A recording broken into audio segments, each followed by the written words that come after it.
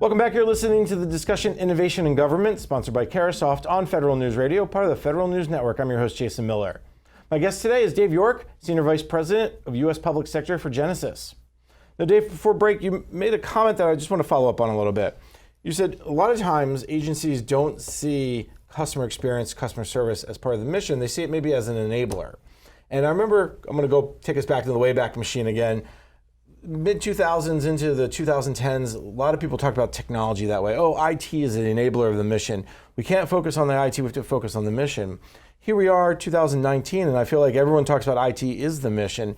Do you think customer experience is part of that evolution where if we have this conversation again in 3-5 years, maybe less, where all of a sudden we're going to be saying how customer experience is no longer an enabler, but it is part of the mission? Because if you're not serving your customers, for any agency, then are they really meeting their mission?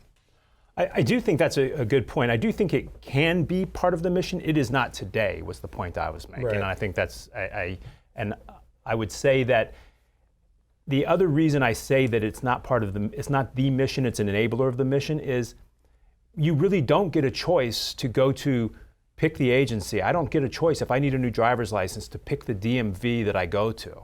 I have to go to the DMV. I have to call them if I have a problem with my license. The same is true with Social Security Administration. I don't get to pick another Social Security Administration to call if I don't like the answers I get from the administration. So that's why I see it as more of an enabler, and that's why I think it's viewed as more of an enabler. And the third reason I see it that way is that's what drops to the floor when the budget cuts are made and priorities are made, and rightfully so. If there is a mission priority, if the choice for Social Security Administration is, do I answer the phone more quickly, or do I ensure that everybody's going to get their checks on time and accurate checks on time? I think we'd all vote for the accurate checks on time and that we want their money spent there. I'll be interested to watch that. I think that's something very much to see, because if agencies kind of can move, especially while there's pressure from A11, Congress, and the President's management agenda are really will act as a forcing function, the agencies will rethink how they look at customer experience. Again, I go back to, if you're not serving your customers, you're not meeting your mission. Another piece of this discussion as well that would be interesting is this whole move towards digital transformation. I always love the discussion when we talk about IT and digital transformation. We got to be more like Netflix. We got to be more like, pick your, kind of like Uber or something where, they're doing DevOps and DevSecOps. Where does digital transformation kind of help out with the customer experience piece? Well, I think the biggest area I've seen so far is the rapid adoption of terms like artificial intelligence, robotic process automation, and really it boils down to chat bots or voice bots, things like that. That really is that adoption rate has been much higher than I expected to see. Anecdotal stat, there's a working group for robotic process automation and AI within the government, and that working group has over 400 members already. And that's just been in place, I think, about a year. And so, these technologies really do help with addressing a lot of the customer experience challenges. They help because they can automate a lot of the repeat tasks and repeat calls and repeat contacts. Because when it comes to customer experience, that's one of the single biggest areas of savings that can be where they can realize a big savings, and that's in the area of things what I call status calls. We've done research. That shows across our government customer base that shows that 30% plus of calls are repeat calls. Where's my check? What's the status of my application? Where's my new driver's license? Whatever it may be. But then, and I've found this to be true when I talk with government customers and when I talk with prospects as well in the government industry. But Deloitte also had an interesting stat that they showed that automation will free up 25% of labor hours if implemented effectively. Think about that in a customer service context. If you have 1,000 agents and you can free up 25% of their hours, now all of a sudden you can take your 250 customer service agents and redeploy them for something, for your mission. And that's really a big deal for government. There's been a big discussion over the last year or so about the upskilling, reskilling of the workforce and really bringing in that automation. I would agree with you that the uptick of use of RPA specifically, I don't remember a technology over the last, again, 15, 20 years where that's been accepted so quickly and really seen value really put into place so quickly. Do you get a sense that this RPA, this AI, whatever, predictive analytics as maybe sometimes people call it, that impact is understood by agencies, or there's just at that kind of beginning stages of, okay, I see what that can do, but let me, meaning they've done the low-hanging fruit? Certainly low-hanging fruit is an easy place to go. The simple tasks that can be automated is an obvious target.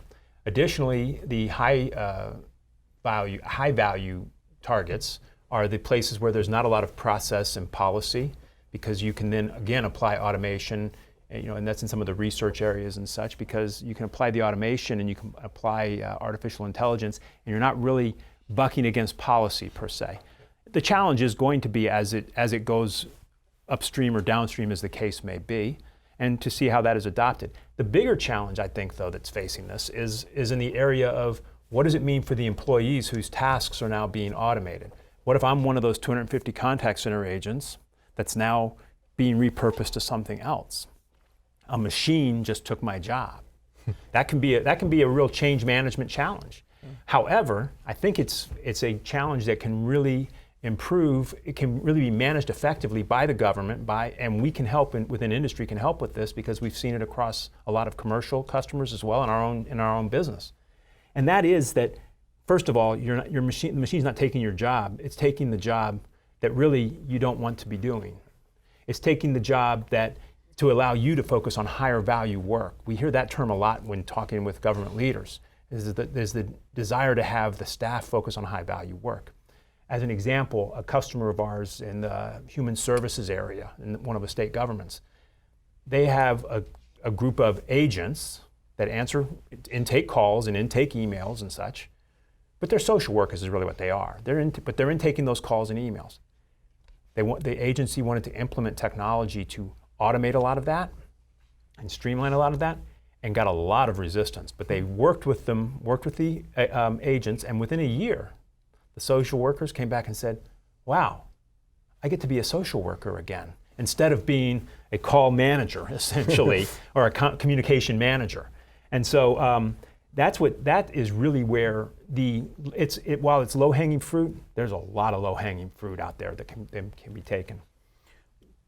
The culture change we hear a lot of, people worried about their jobs, but I think you hit the nail on the head when you talk about it gets you out of doing that manual, that redundant processes, the stuff that nobody really wants to do. What is it a matter of just explaining and showing? Is it so smart? Start small, try some pilots and proof of concepts.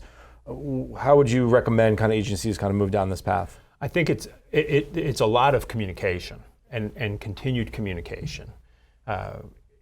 That's true of any change management. You can read any change management book and they'll tell you that. And we've all been through communicate again, and then communicate again. But the better part is start small. Pick off at one task and say, you know what, we're going to try to do this, and we'll just see how it works. We'll pilot it in a small area, see the results, and that's where that example I was alluding to, when the agency director rolled it out, she over-communicated, but also then said, we're just going to start small. We'll try it for a while and see what you think of it. And within a short period, really a year is not very long, as we know in government time, and any time, but it's not very long. But within a year, they were high-fiving all over the place. Everybody was much happier, because when you start doing high-value work, then your job satisfaction goes up. And that's just true in any of our jobs. As agencies add these RPAs or these kind of chat bots, is there a concern that they're creating new silos on top of their already sometimes siloed kind of organization? It can. Oh, that's certainly a challenge. It is part of any technology modernization project. You have to look at that and you have to say, am I just creating a new silo? How do I integrate this into the conversation, into the omni-channel environment that I'm striving to achieve?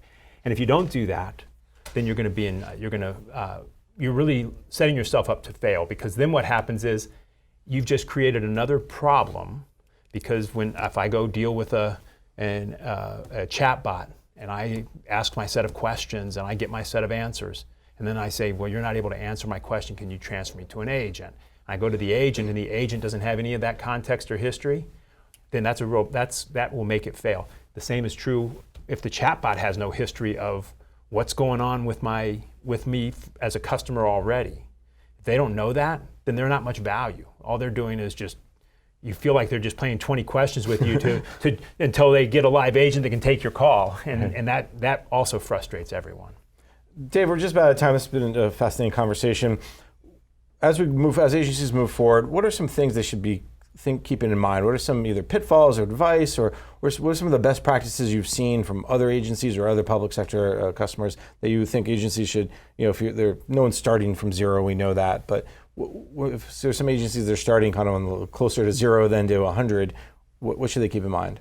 I think the key in this industry, and I've been in this industry a long time, I think the key in this industry, in the customer experience business, is really looking at an open system, looking at an open technologies that integrate.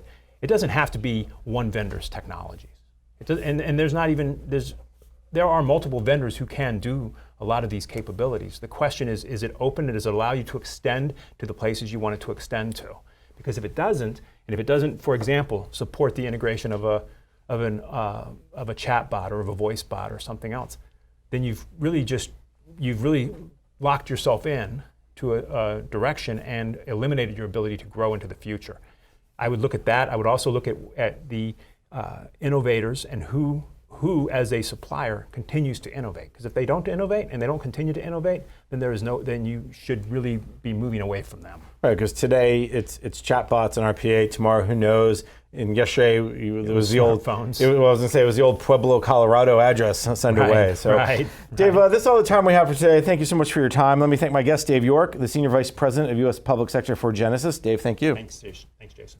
I'm Jason Miller, and you've been listening to the discussion Innovation in Government, sponsored by Carasoft on Federal News Radio, part of the Federal News Network. For more on this discussion, visit federalnewsnetwork.com and search innovation.